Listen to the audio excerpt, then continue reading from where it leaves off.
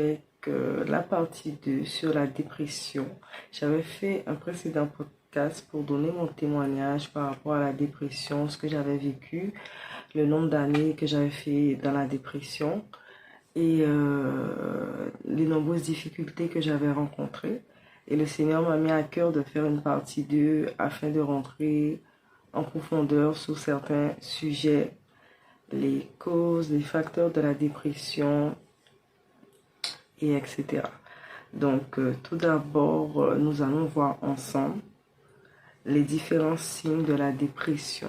Donc, tout d'abord, vous avez la déprime, les pleurs, les pensées noires et négatives, l'isolement, le repli sur soi, le mal-être constant, l'agressivité, on perd l'intérêt pour les choses de la vie, les activités, les sorties, voilà, les activités de la vie quotidienne, la vie professionnelle, voilà, le sentiment d'échec, d'angoisse, de pleurs, stress, des maux de tête. On peut souvent aussi entendre des voix sataniques.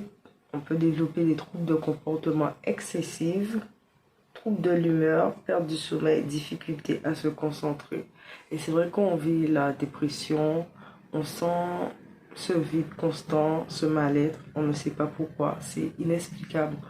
On sent une tristesse, on pleure constamment, on ne sait pas pourquoi. On a ce vide à l'intérieur. Il faut savoir, plus la dépression, elle est traitée tôt, elle est prise en compte assez tôt, elle a moins le temps de s'installer et de s'enraciner en nous. Et mais plus on la laisse là, elle tarde. Et on n'en parle pas. Ça devient comme une racine en fait. Et ça devient de plus en plus compliqué à s'en sortir parce que on développe pas mal de choses sur le long terme. Donc, plus elle est traitée tôt et plus c'est facile d'éviter certains dégâts et de s'en sortir. Donc, nous allons continuer ensemble. Donc là, nous allons parler des différents facteurs environnementaux, familiales et spirituels. Donc, quand nous avons une enfance difficile, on a eu l'absence du père ou de la mère, qu'on a vu aussi ses parents se faire battre, s'insulter entre eux, quand il y a de la maltraitance physique, la maltraitance morale au sein de la famille, le rejet, le mépris, le manque d'amour, le manque de considération, voilà, l'humiliation. Des fois, les enfants ils peuvent avoir des coups répétés pour un oui, pour un non. Et ça peut créer des blessures de l'enfance, qu'on n'est pas compris, qu'on est rejeté par ses parents, qu'on est mal aimé. Voilà, si on a aussi des parents qui sont dépressifs, eux-mêmes alcooliques, si aussi eux-mêmes ils viennent d'une famille toxique, donc ils auront tendance à reproduire ce qu'ils ont vécu. Voilà, donc aussi quand il y a aussi dans certaines familles, il peut y avoir des abus en tout genre, des abus sexuels. Voilà, donc on peut être rejeté dans son entourage, dans son école, incompris, surtout notamment quand nous sommes étrangers. Quand nous sommes étrangers, on a un peu du mal à s'intégrer, parce que je vais prendre un peu l'exemple dans mon cas, ma famille venant de Haïti, ils se sont installés très tôt aux Antilles, au Guadeloupe. Et des fois, ça a été un peu compliqué pour nous au début. Enfin, moi, je suis née en Guadeloupe, aux Antilles, mais ma mère, elle vient d'Haïti. Et des fois, ça a été compliqué de s'intégrer dans les écoles parce que, voilà, les enfants, sachant que vous êtes étranger, vous venez de notre pays, des fois, il y a la discrimination, il y a le racisme, il y a le rejet, il y a les préjugés, etc. Et puis, les enfants, ils sont repli sur soi, ils sont pas à leur place, ils sont loin de leur famille. Et il y a aussi, voilà, chez nous, nos parents nous parlaient beaucoup en créole. Et donc du coup, il y a tout ça aussi. Euh, donc voilà, qu'on se sent rejeté par ses camarades parce qu'on vient de notre pays, parce que la culture est différente, la langue est différente, etc. Donc on peut être rejeté par rapport à ça. Donc quand aussi nous avons rencontré des compagnons aussi qui peuvent être toxiques, qu'ils ont profité de nous financièrement, qu'ils ont abusé de nous physiquement, émotionnellement, et qui peuvent aussi nous pousser à faire des choses que nous n'avons pas envie de faire, à nous retrouver dans des endroits, dans des lieux, avec des personnes, et ils savent qu'en allant là, en faisant cette chose, mais ça nous met à mal, mais ils nous poussent, tu vois, ils nous poussent à aller vers cette chose qui nous déplaise. Donc voilà, et donc c'est ça. Donc voilà. Il y a aussi l'aspect aussi spirituel. Des fois, quand nous avons beaucoup d'oppression, nous sommes attaqués la nuit, nous n'arrivons pas à dormir. Donc voilà. Et donc voilà. Voilà.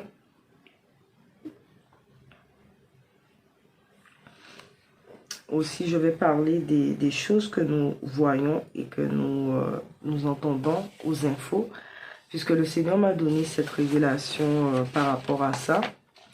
Parce que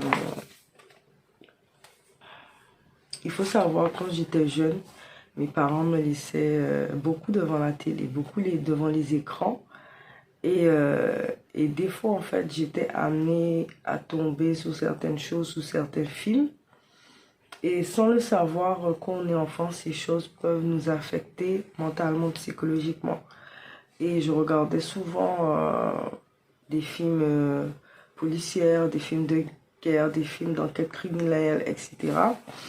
Et le Seigneur m'a fait comprendre qu'en regardant toutes ces choses pendant plusieurs années en étant enfant, inconsciemment, ça a fait naître en moi des peurs de la mort. Des fois, je me réveillais, j'avais une peur comme ça, subite, une peur constante. Je ne savais pas pourquoi. Et je développais en fait des peurs. Et le Seigneur m'a fait comprendre, c'est à force pendant des années, je regardais tous ces films liés à la guerre, liés aux enquêtes criminelles, sur les décès, sur différentes atrocités dans certains films, que ça a créé des peurs en moi. Des peurs en moi. Et voilà, quand j'étais enfant, parce que cette chose-là, elle est là, elle nourrit notre âme et elle est enfuie dans notre subconscient. Et c'est quand on grandit, on commence à développer certains comportements, certaines agressivités, certaines peurs. Mais tout ça, c'est lié à toutes ces choses que nous avons vues et entendues pendant plusieurs années. Et aussi, quand le Seigneur m'a également aussi révélé par rapport à la musique mondaine, il y a certaines musiques que nous allons écouter qui sont par certains artistes. Des fois, c'est des personnes qui vont faire des choses, des rituels, etc. pour avoir de la richesse, pour avoir de l'argent. Et quand vous allez écouter ces choses, au début, vous allez penser que c'est bien, mais quand vous allez répéter cette chose, cette musique, c'est comme une incantation et ça va faire naître en nous, en nous, des peurs, des frustrations, des dépressions, des envies suicidaires, etc. Parce que beaucoup, en fait, ils font des pactes pour pouvoir réussir, pour pouvoir prospérer. Ceux qui, bon, pas tous, mais la majorité, surtout ceux qui sont pas chrétiens, voilà, ils font des pactes, des choses pour pouvoir prospérer, quoi, quitte à, voilà, quoi, à s'en prendre à des personnes. Et puis il y a des personnes qui ressortent dans certains concerts en écoutant certaines musiques, et ils sont tourmentés, ils entendent des voix, ils sont oppressés par des esprits, etc. Et Et, et oui, et aussi le Seigneur, une fois, il y avait un artiste célèbre quand j'étais aux Antilles que j'écoutais. C'est un artiste, voilà, dans tout ce qui est la Caraïbe, la Jamaïque et tout. Et j'écoutais beaucoup. Et des fois, vous chantez les chansons en anglais, vous ne savez pas qu'est-ce que ça veut dire. Et vous chantez, vous chantez.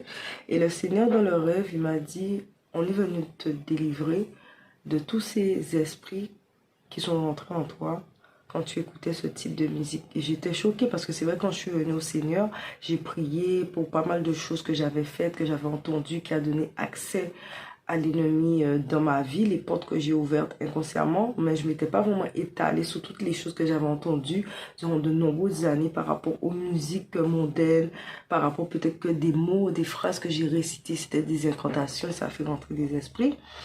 Et ça m'a vraiment fait un choc. Donc, d'où le fait de faire attention à ce que vous entendez, ce que vous écoutez. Il y a beaucoup de personnes, j'avais vu aussi sur Internet, qui avaient donné ce genre de témoignages, certains artistes, par rapport à la musique, par rapport à ce qu'on entend, qui n'est pas ce qu'on croit. Voilà. Et nous allons venir sur le long terme. Qu'est-ce que la dépression provoque? De plus en plus l'isolement. Comme je le disais, la perte d'intérêt pour la vie sociale, professionnelle.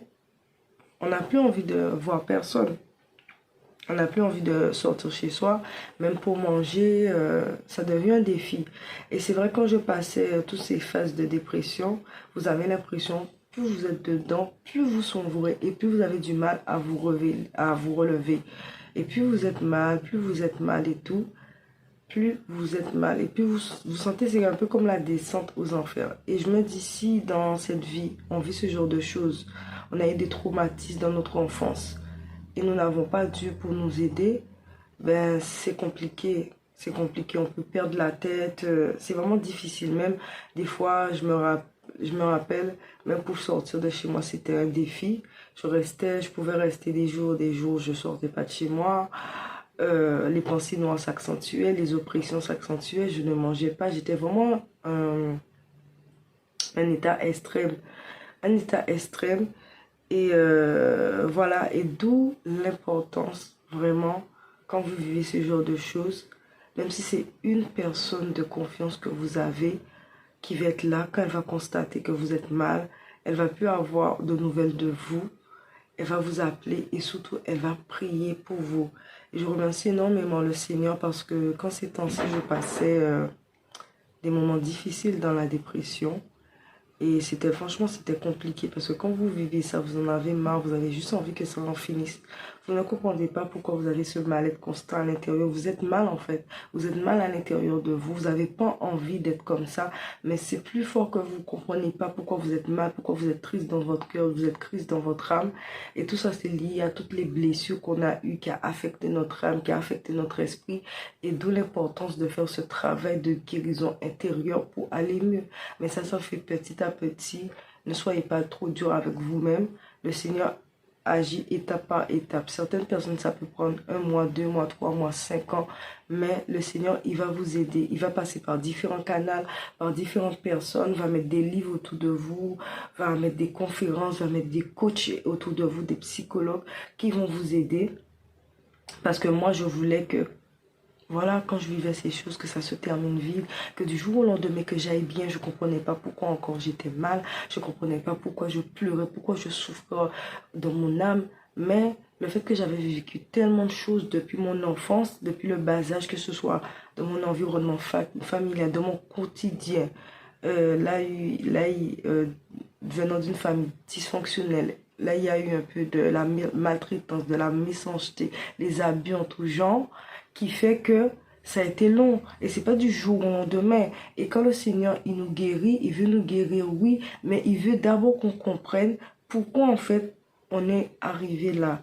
Pourquoi il y a eu telle porte qui a été ouverte. Pourquoi en fait on est tombé dans cette dépression. Pourquoi on a eu cette peur. Pourquoi on a eu ce mal. Il veut aussi qu'on comprenne la source du problème, qu'on puisse la traiter en profondeur avec lui pour être vraiment délivré. Parce que s'il nous délivre, il nous guérit juste pour nous guérir, mais on ne comprend pas la source, le fond du problème, et on retombe encore dans certaines choses, ben on ne va pas avancer. Donc c'est ça. Donc au fur et à mesure que j'avançais avec le Seigneur, il guérissait mon cœur petit à petit, comme je l'ai parlé dans mes précédentes vidéos, sur le pardon, sur le fait que quand j'avais été abandonnée par mon père, on a beaucoup souffert parce qu'on n'a pas eu de soutien. J'ai vu beaucoup ma mère souffrir parce qu'elle n'a pas eu quelqu'un qui était là avec elle pour la soutenir, pour l'aider avec ses enfants.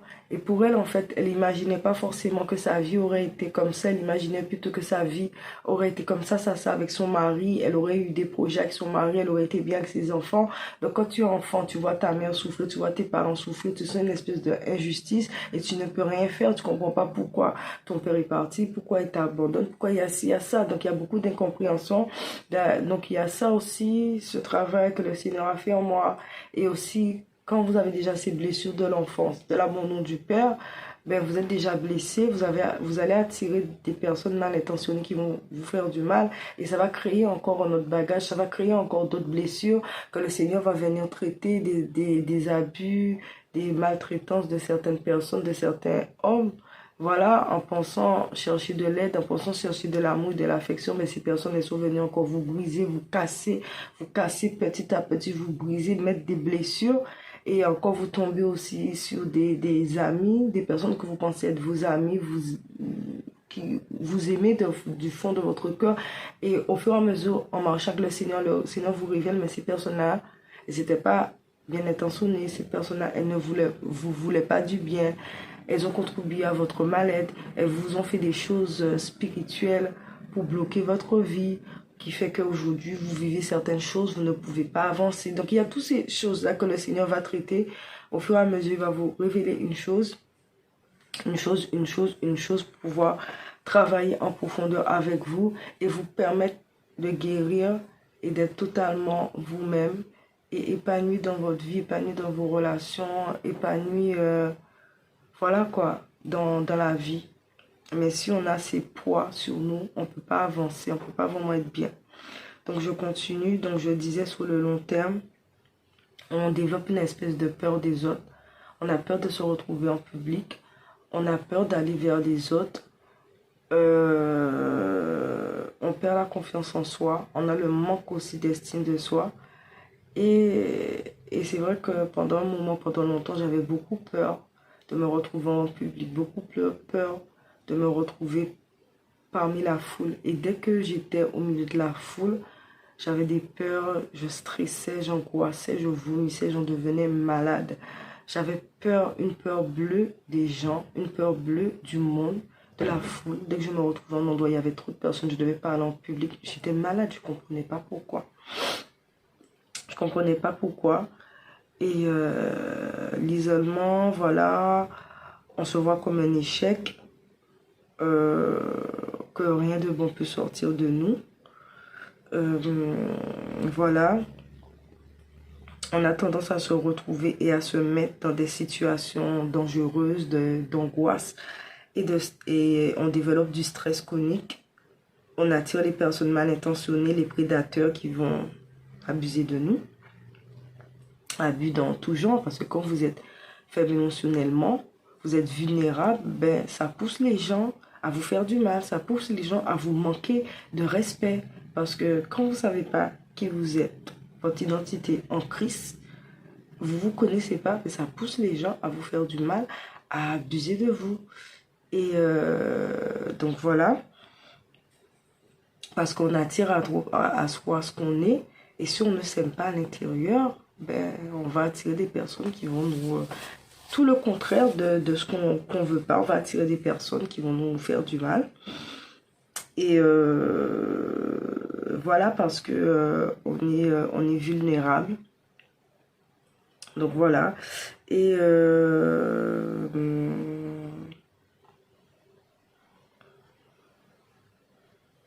voilà, donc on va, quand on n'est pas bien dans notre tête, on va accepter des situations sur le long terme au détriment de notre bien-être, parce qu'on a tellement envie d'être aimé, on a tellement envie d'être compris. Donc on va accepter tout et n'importe quoi. Et ça vient un peu comme une chaîne. C'est qu'au début, vous voyez, ça va commencer, vous tombez sur une personne qui va vous faire du mal et vous vous dites que bon, non, au final, ben, mauvaise expérience, une première mauvaise expérience, ça va s'arrêter là. Et puis vous voyez que plus le temps va passer, vous retombez encore sous des personnes qui vous font du mal, ainsi de suite. Une fois, deux fois, trois fois. Et au final, vous perdez tellement totalement l'estime de vous, confiance en vous. Mais vous finissez par dire, ben, au final, mais ça me représente ce qui je suis. Je ne mérite pas mieux. Donc je vais accepter que ça, des personnes qui me font du mal, des personnes qui me détruisent. Parce que vous avez tellement connu d'échec en échec. Donc vous prenez ça comme si ça devient votre seconde nature. Et, et vous acceptez jusqu'au jour où vous tombez sur des personnes qui vous disent, mais non, tu ne mérites pas ça, mais non, tu ne vaux pas ça. Et je remercie tellement le Seigneur encore de m'avoir fait tomber, Jessie, sous cette femme merveilleuse, remplie d'amour, remplie de compassion, remplie de sagesse, à l'écoute, sans jugement et tout. Quand je suis tombée sur elle à travers la femme victorieuse, elle m'a vu vraiment au plus bas de ma vie, où quand j'étais l'ombre de moi-même, et elle n'a jamais cessé de croire en moi. Elle m'a toujours motivée, elle a toujours vu la lumière en moi. Quand j'allais pas bien, elle ne me critiquait pas, elle ne me rabaissait pas, elle ne me faisait pas comprendre qu'elle était fatiguée de moi. Au contraire, elle m'encourageait. Elle avait l'amour, la compassion pour les femmes, la compassion pour les âmes. Et je sais, quelque chose que je vais jamais oublier, que je dis souvent, parmi la première personne qui m'a dit, Valis, t'es une bonne personne, et je vois de l'or au fond de toi. Et moi, je me dis, mais voilà de l'or autour de moi, une femme qui a été brisée, une femme qui a été meurtrie, que les gens lui ont fait toutes sortes d'atrocités durant sa jeunesse et son âge adulte, qui l'ont brisée, toutes sortes d'abus en tout genre. Comment, comment on peut voir la lumière en moi? Parce que moi, je voyais que l'ombre de moi-même. Et au fur et à mesure, elle m'a aidée, elle m'a encouragée à travers ses coachings, ses paroles d'encouragement, d'amour et remplies de sagesse. Et donc, c'est important, en fait, d'avoir ces personnes. Pas forcément d'avoir trop de personnes, mais au moins d'avoir une personne qui va vous comprendre. Parce que des fois, on pense être beaucoup entouré, ça nous fait du bien. Mais des fois, quand on est beaucoup entouré, on se retrouve de beaucoup de personnes et ça nous fait du mal. Et il y a un passage aussi qui dit, quand on est entouré de beaucoup de personnes, beaucoup d'amis, on les a pour son malheur. Mais un seul ami est plus meilleur qu'un frère. Et c'est ça, des fois, on peut avoir une ou deux personnes que Dieu met dans notre vie, des amitiés d'alliance, des personnes qui vont nous aimer, qui vont prier pour nous, qui ne vont pas venir quand il y a une situation où elles vont vous voir tomber, qui vont venir, qui vont exposer votre nudité. Mais ça va être des personnes, quand elles vous voient tomber, chuter, qui vont venir, qui vont vous parler, qui vont vous dire, ce que tu as fait là, tu es allé trop loin, c'est pas bon, ressaisis-toi, on va prier avec toi, on va avoir des personnes de confiance, les anciens, faut qu'on parle, faut qu'on trouve une solution, mais pas une personne qui va étaler votre péché, qui va étaler votre nudité. C'est vrai que des fois, quand j'entends certaines personnes, où leurs frères ou leurs proches sont tombés, elles vont parler, elles vont étaler leur vie. Moi, ça me scandalise parce que je me dis que on est tous pécheurs, personne n'est à l'abri et du jour au lendemain, on peut se retrouver dans une situation où on va tomber. Et est-ce qu'on aurait aimé, dans ce cas-là, quand tu es tombé, qu'on expose ta nudité, qu'on t'écrase et tout, au contraire, je prie pour toi, je prie pour toi, je t'encourage, on cherche une solution avec les anciens, mais qu'on est une famille, on est une famille, est une vraie famille, peu importe ce que les gens vont faire, peu importe ce que les gens vont dire, je vais être là, je vais cacher ta nudité, je ne vais pas t'exposer comme ça, c'est vraiment ça, c'est important, pour moi, c'est des valeurs, c'est des principes, pour moi, qui sont sacrés.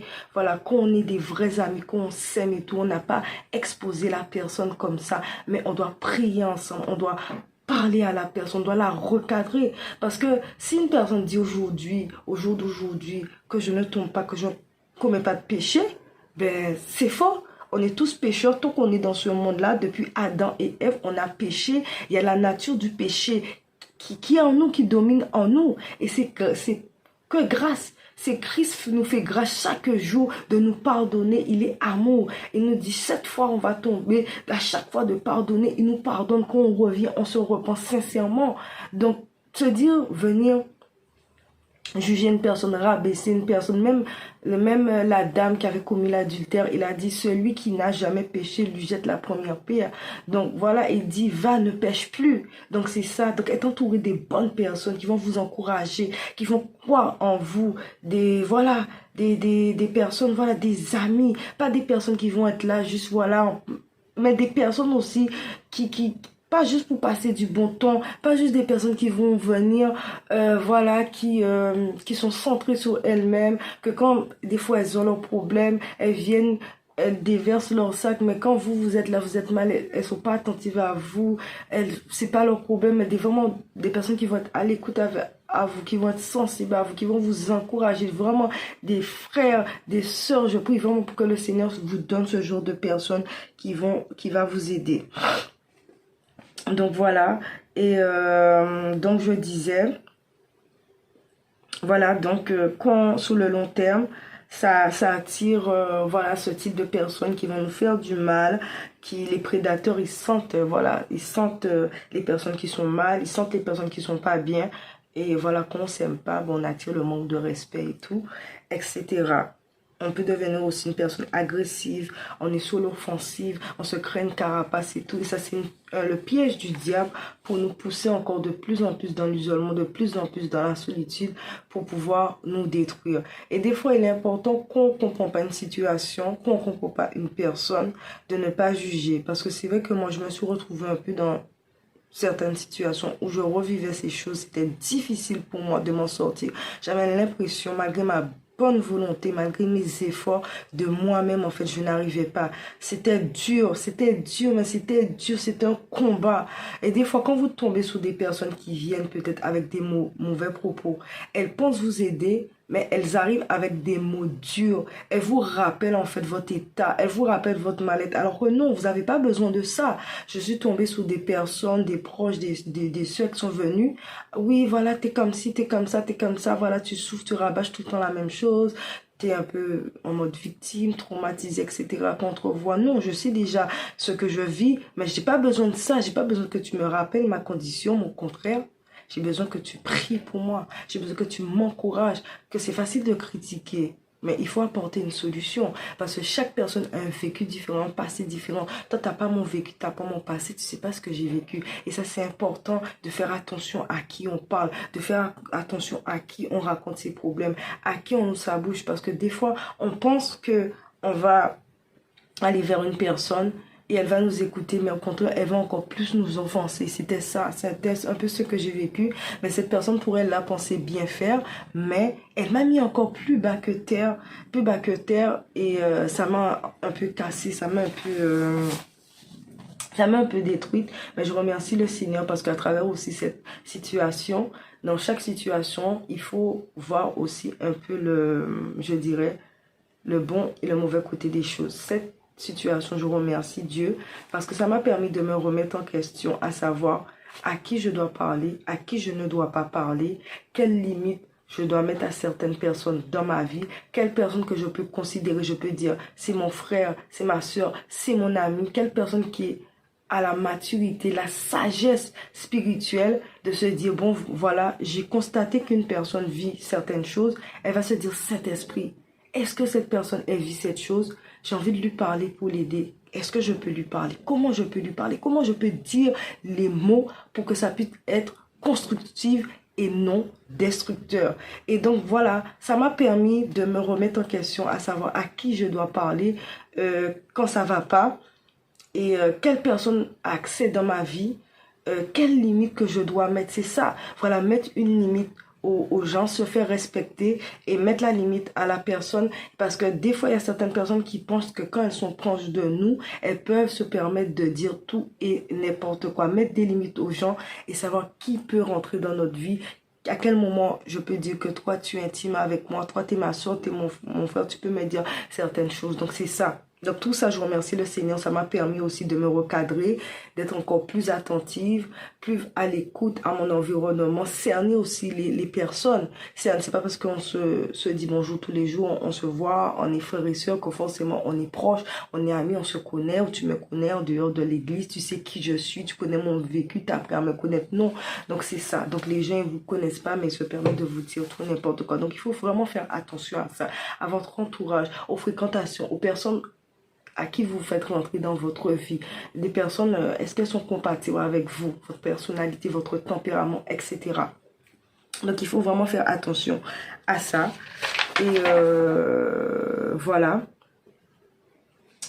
Donc, voilà, ensuite, nous continuons. Voilà. Et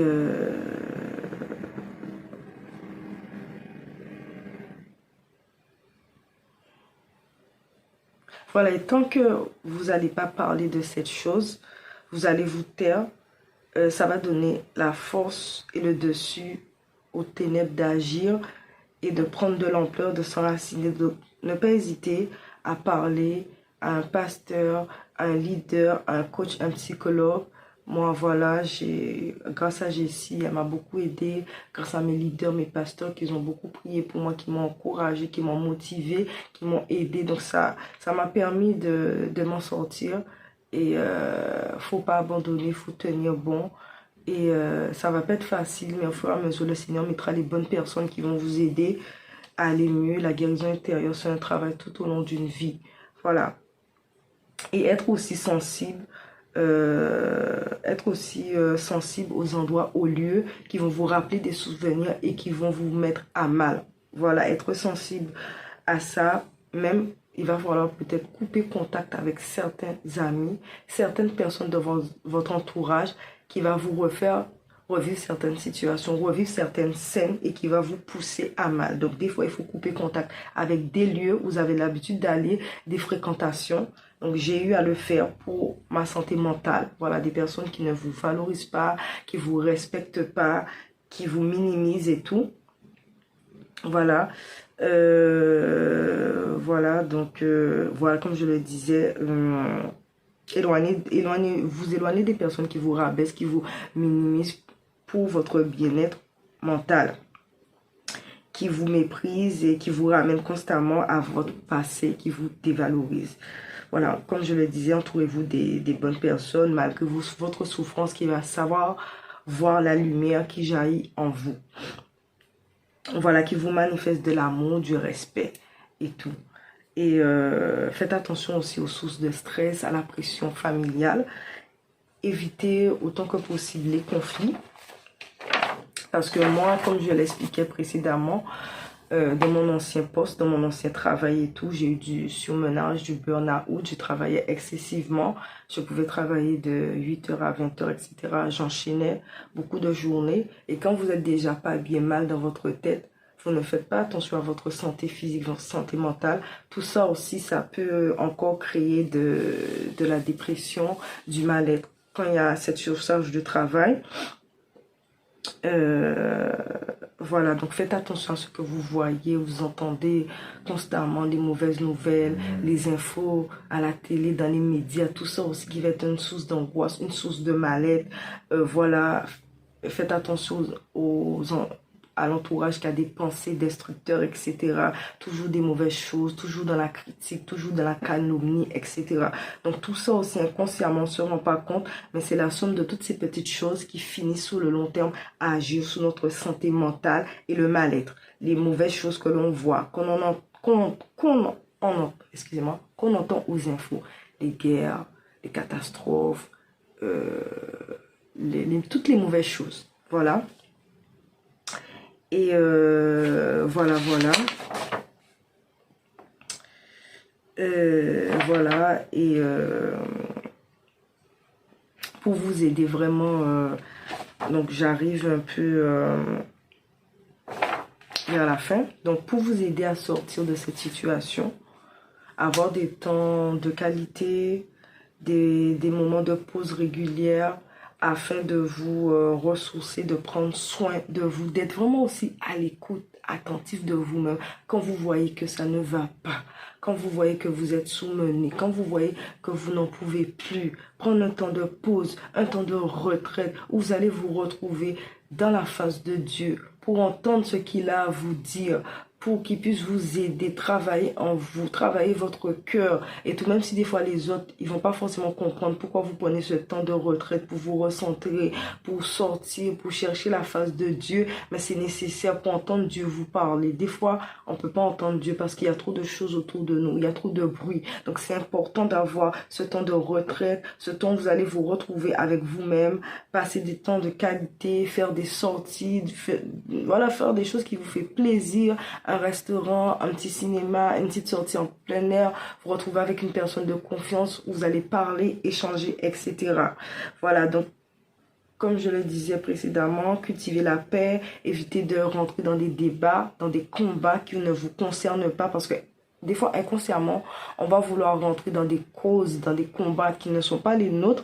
Et des fois, sans se rendre compte, ça nous affecte. Et j'avais constaté que des fois, je rentrais dans des causes, dans des combats qui n'étaient pas les miens. Et puis, plusieurs jours après, je ressassais, je repensais à l'histoire. Ça ruminait dans ma tête et j'étais mal. Or que c'est pas mon combat. Vous avez déjà parlé à la personne, vous l'avez déjà expliqué certaines choses, mais elle ne veut pas prendre en considération ce que vous l'avez dit. Ben, vous avez fait votre part et Dieu fera le reste. Et un jour, elle aura le déclic. Vous continuez à prier pour elle, mais un jour, le Seigneur lui ouvrira les yeux et mettra en lumière cette chose que vous avez essayé de lui expliquer depuis des années. Évitez les débats inutiles. Voilà. Si vous avez une passion, quelque chose qui vous plaît, qui vous passionne comme le sport, la peinture, la cuisine. Moi, c'est la cuisine. J'ai eu cet amour de la cuisine par ma mère en étant jeune. Et puis ça a grandi avec le temps. Et quand je cuisine, je me sens bien, je m'évade. Et je suis concentrée. J'oublie mes problèmes, j'oublie mes soucis. Je partage mon amour de la cuisine avec mon entourage, avec sous mes différents aussi réseaux sociaux. Ça me fait du bien. Donc voilà, donc ça me permet de m'évader, d'oublier quand je suis pas bien. Donc voilà, si vous avez des passions, voilà, sport, cuisine, danse, etc. Ne pas hésiter aussi à vous investir dans des œuvres caritatives, que ce soit dans votre église, dans des associations. Ça va vous permettre de voir du monde et de ne pas rester seul. Et cette dépression, ces voix, ces pensées qui viennent auront moins de poids et d'impact sur vous. Donc voilà, donc c'est ça, en parler, vous entourer de bonnes personnes, faire des choses que vous aimez, écoutez votre corps, écoutez votre limite, et voilà, quand votre corps vous dit stop, et voilà, et prendre ce temps pour vous retrouver avec le Seigneur, parce que c'est vrai que moi, il m'a fallu pendant un moment dire stop, prendre un temps de pause, me retrouver avec le Seigneur pour qu'il puisse me parler, me dire qu'est-ce qui ne va pas, qu'est-ce encore que je dois guérir, et ça m'a fait du bien. Au début, c'était difficile, je me battais contre moi-même, et à un moment, j'ai dit, Seigneur, ok, stop, j'arrête, je me pose, dis-moi ce que tu veux me dire, ce que tu as à m'apprendre, qu'est-ce qui ne va pas, qu'est-ce que encore je dois changer, et le Seigneur encore a travaillé mon cœur, m'a guéri encore de beaucoup de choses, notamment des blessures, des relations, etc.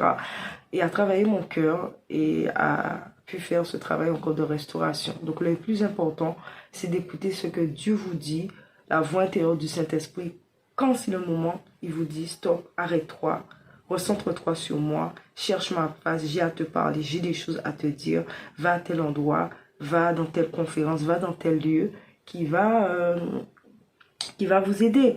Et quand je me suis posée, le Seigneur m'a permis d'aller dans certaines conférences, que ce soit des femmes ou autres, qui m'ont tellement permis de grandir. Déjà, le Seigneur, il est tellement merveilleux. Il avait déjà fait ce travail en amont, en me mettant sur différentes vidéos, contenus, qui parlaient de la guérison intérieure, qui parlaient des blessures, qui a mis des choses en lumière pour me permettre encore de guérir. Comme je disais, la guérison, c'est un processus petit à petit. Et quand je suis allée dans ces conférences, ces différents lieux, c'est comme si en fait, ça venait en accord avec le processus que le Seigneur avait déjà commencé à faire dans le secret. Ils ont prié encore par rapport à ça. Ils ont parlé par rapport à ça. Par les blessures. Parce que ils ont parlé des blessures. Ils ont parlé de ce que les femmes, elles vivent au quotidien. De leurs défis. du passé, de beaucoup de choses. Voilà, donc j'ai dit, mais wow, Seigneur, tu es merveilleux. Donc, tu fais toutes choses belles en ton temps. Voilà. Et c'est ça.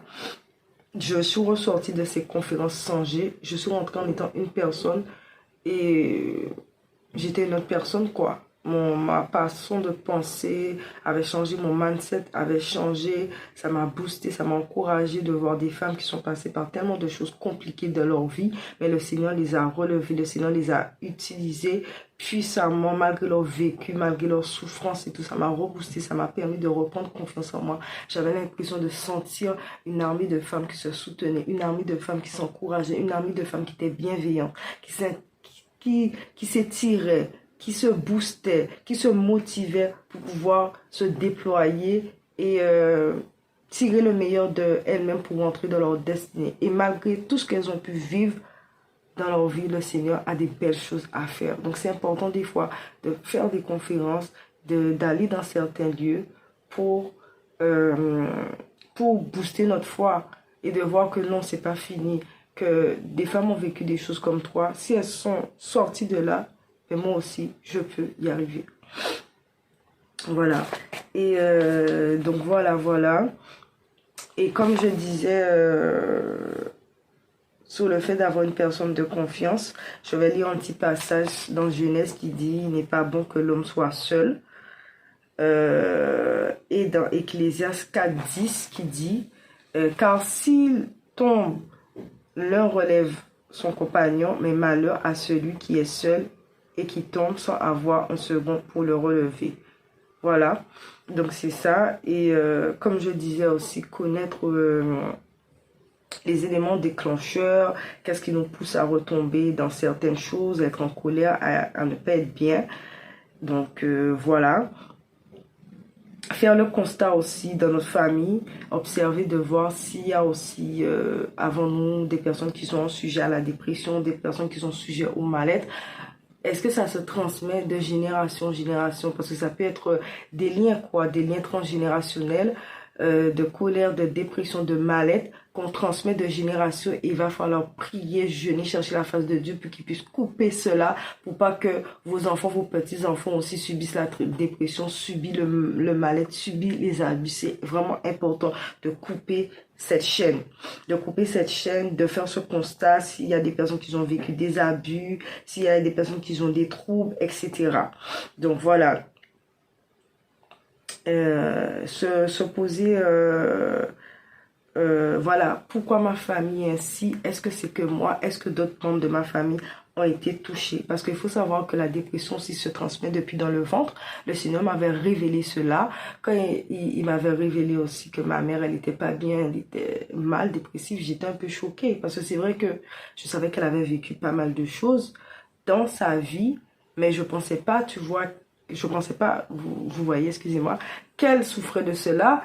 Et c'est vrai qu'il y a plusieurs formes de dépression. Il y a certaines personnes qui vont avoir la dépression. Ils vont pouvoir vivre leur vie lambda, travailler. Mais il y a d'autres, en fait, il y a un autre stade où vous êtes tellement mal par rapport à ce que vous avez vécu et vous n'allez pas pouvoir sortir, vous n'allez pas pouvoir mener une vie correcte, aller travailler, subvenir à vos besoins, être épanoui mentalement, psychologiquement et socialement. Et quand le Seigneur m'a révélé ça, qu'elle souffrait de ça aussi, et les parents, les femmes, ils subissent beaucoup de choses et ils ne vont pas forcément en parler. Les femmes vont vivre beaucoup de choses, que ce soit par leur passé. Des parents aussi ont été blessés, mais vont produire des enfants blessés. Ils vivent des choses durant leur enfance qui ne parlent pas, que les parents ont vécu, leurs parents de leurs parents ont vécu. Il y a beaucoup de secrets, des choses cachées dans la famille qu'on ne dit pas et gardent ça au fond d'eux et sont malheureux. Ils ne sont même pas conscients de ça. Donc des fois aussi, ils ne font pas forcément en vouloir à ses parents, mais être compréhensifs, car eux-mêmes, ils sont des parents blessés. Et après, ben, ils n'ont pas les armes qu'il faut, ils n'ont pas les personnes qu'il faut, ils ne savent pas comment faire, mais ils créent des enfants blessés. Jusqu'au jour où un enfant, une personne de la famille se dit non, ça ne peut pas durer, et décide de prier, de couper la chaîne, et tout, etc. Donc voilà, ça se transmet depuis le ventre de la mère. La dépression, le mal-être. Voilà, mais voilà, avant tout, celui qui va vraiment vous aider, c'est Dieu et le Saint-Esprit. Mettez le Seigneur avant toute chose parce que c'est lui qui sait ce qui est bon pour vous et qui va pouvoir vous diriger vers les bonnes personnes, vers les bons professionnels pour vous aider. Quand vous allez avoir cette intimité avec Dieu, cette intimité avec le Seigneur, et tout abandonner entre ses mains et dire, ok Seigneur, je suis fatigué, je n'en peux plus, aide-moi, comment je vais faire, je suis à bout. Et il va vous parler à votre âme intérieure, il va vous révéler des choses à travers la prière, le jeûne, sur votre passé, sur votre enfance, sur ce que vous avez vécu, ce que vos parents ont vécu pour pouvoir briser cette chaîne et que ça n'aille pas sous notre génération. Il va mettre les bons livres, les bons contenus, les bons livres de guérison, etc. pour vous aider. Avant tout, c'est le Seigneur Dieu, c'est le Saint-Esprit qui va vous aider parce que c'est lui-même qui sait ce qui est bon pour vous. Il connaît le passé, il connaît le présent, il connaît le futur et il connaît votre vie. Donc ne laissez personne avoir des personnes qui vont vous dire des choses, ne laissez personne avoir le dernier mot, mais c'est Dieu qui aura le dernier mot. Voilà. Et voilà. Et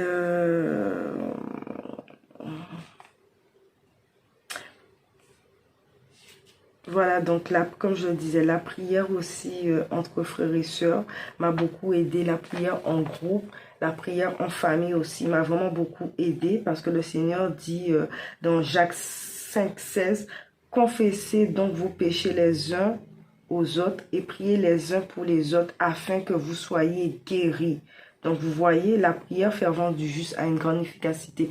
Donc, quand on prie les uns pour les autres, mais il y a cette puissance. Quand un est faible, mais l'autre, il tire l'autre. Voilà. Il y a des fois, vous vous sentez tellement faible, vous n'avez pas la force de prier, mais juste le fait d'être avec une personne, ça va vous rebooster. Donc, voilà, c'est ça. La prière en groupe, la prière à deux, la prière en famille. Et donc, voilà. Donc, des fois, on n'a aucune force de pouvoir sortir de cette situation. Voilà.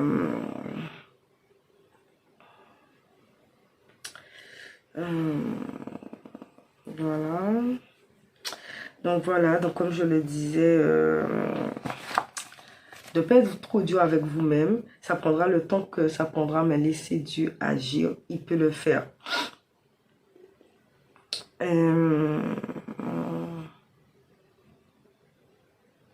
Même si en fait les personnes peuvent vous abandonner, mais sachez que le Seigneur, il sera toujours là avec vous et il mettra les bonnes personnes autour de vous au moment opportun. Et c'est vrai qu'il y a un moment, je voulais constamment pleurer aux autres. Voilà, je voulais constamment être une personne par peur d'être seule, par peur d'être rejetée. Et le Seigneur me dit non, Veuille, sois comme tu es. Je t'aime comme tu es en fait. Je t'aime comme tu es dans tes souffrances, dans ta maladie. Et tu n'es pas obligé de te conformer pour être une personne pour plaire aux autres. Ta vie, elle est passée comme ça. Tu as eu un certain passé, ok. Mais les personnes qui t'aiment vraiment, ils vont savoir t'accepter comme tu es avec ton passé et avec ton vécu. Donc voilà. Et que mon passé fait de moi la personne que je suis aujourd'hui. Voilà. Et qui me disait qui m'aime, qui m'accepte comme je suis. Et voilà. Et qui m'avait fait comprendre aussi qu'il allait travailler avec moi un peu comme l'argile à travers le travail dans la main du potier. C'est que je suis cette personne-là, mais au fur et à mesure, si je le fais confiance, il verra les changements qu'il va adopter. Donc voilà. Donc pour terminer, nous arrivons à la fin, mais je remercie le Seigneur qui m'a donné la force de pouvoir faire cette vidéo que je voulais faire depuis un moment, mais c'était très compliqué. J'étais combattue beaucoup par l'ennemi. Parce que le Seigneur sait qu'on ouvre notre bouche sur notre passé, sur notre vécu. Il sait que ça va bénir beaucoup de personnes. Et moi, je dis en fait que Le combat continue avec le Seigneur parce que l'ennemi va toujours essayer de nous faire retomber dans certaines choses, de nous faire retomber dans nos travers, de nous faire penser qu'on n'est pas guéri, qu'on n'est pas bien, etc. Qu'on n'a pas vraiment changé, qu'on est toujours au même stade, mais c'est faux. Regardez là où vous étiez il y avait 5 ans, 10 ans, tout ce que vous avez fait avec le Seigneur, la personne que vous étiez dans le passé et qui vous êtes venu aujourd'hui. Donc quand l'ennemi va essayer de vous mentir, rappelez-lui la parole, en fait. Rappelez-lui ce que Dieu dit dans la parole, ce que Dieu dit de vous. Vous êtes une nouvelle créature. Il fait des choses nouvelles avec vous. Vous n'êtes plus votre passé. Il vous a pardonné, il vous a sanctifié, il vous a justifié. Donc voilà, rappelez à l'ennemi ces choses quand il vous met les voix pour vous rappeler votre passé, pour vous rappeler que vous êtes un échec ou que vous n'êtes pas aimé. Rappelez que Jésus-Christ vous a sauvé, il vous a pardonné. Il a été à la croix pour vous racheter de votre péché. Il vous aime. Même si ton père, ta mère t'abandonne, il sera toujours là avec vous. Et petit à petit, vous allez voir comment le Seigneur va travailler avec vous, comment le Seigneur va vous guérir, va vous restaurer et va faire de vous une personne que vous n'aurez jamais imaginé en lui faisant confiance, en le laissant travailler votre cœur petit à petit. Il va vous reconstruire, il va vous restaurer. Et même vous, après, dans quelques années, vous n'allez pas vous reconnaître. Parce que quand je me regarde aujourd'hui, il y avait 50-10 ans, la personne que je suis, c'est vrai que tout n'est pas parfait, mais je ne suis pas la personne que je suis il y a 50-10 ans. Et une personne qui ne pouvait pas prendre la parole en public, qui ne pouvait pas parler, qui avait peur de tout. Et voir comment le Seigneur m'a transformé sur certaines choses. Je peux que dire gloire à Dieu. Gloire à Dieu qu'on lui fait confiance. Il fait de très belles choses dans nos vies. Et je termine sous ce dernier verset en disant, c'est l'un des premiers versets que le Seigneur m'avait partagé quand je suis venue à lui, mais je n'avais pas encore compris cet aspect, cette dimension de son amour envers moi. Et c'est dans Ésaïe 43:4 qui dit, « Parce que tu as du prix à mes yeux, parce que tu es honoré et que je t'aime, je donne des hommes à ta place et des peuples pour ta vie. » Donc, le Seigneur vous aime et va faire de très belles choses avec vous. Ne perdez pas courage, gardez espoir. Et voilà, donc je vous dis à très bientôt sur la